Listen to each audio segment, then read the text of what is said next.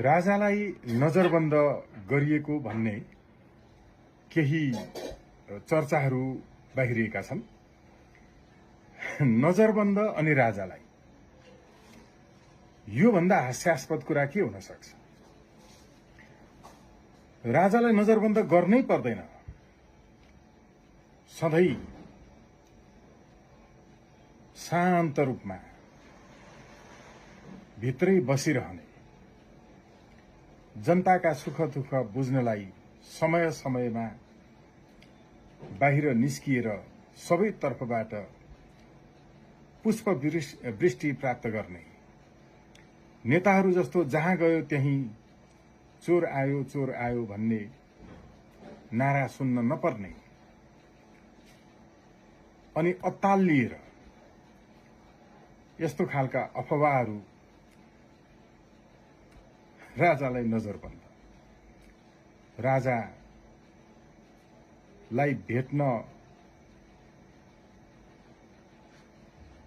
नपाएपछि नजरबन्द गर्यौं हामीले भन्ने हल्ला फिजाउने,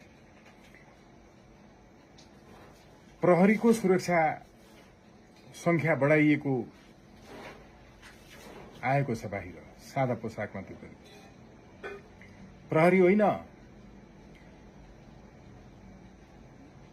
विदेशीका सामु लम्पसार पर्न, नेपाल विदेशीलाई बुझाउन, एमसीसी लगायतमा हस्ताक्षर गर्न, नेपाल सक्ने विधेयकहरू ल्याउन,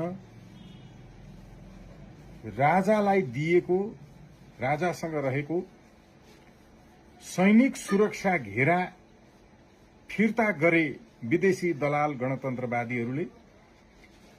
प्रहरी मात्र पठाउने होइन, अब सेना पठाउनुपर्छ। सेना नपठाए सेना आफैले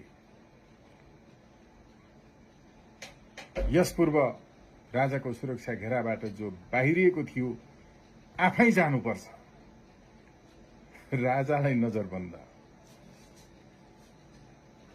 यदि तिमीले भनेकै अर्थमा नजरबन्द भनेरै गरिएको प्रयत्न हो भने गणतन्त्रको अन्त्यको सुरुवात भयो र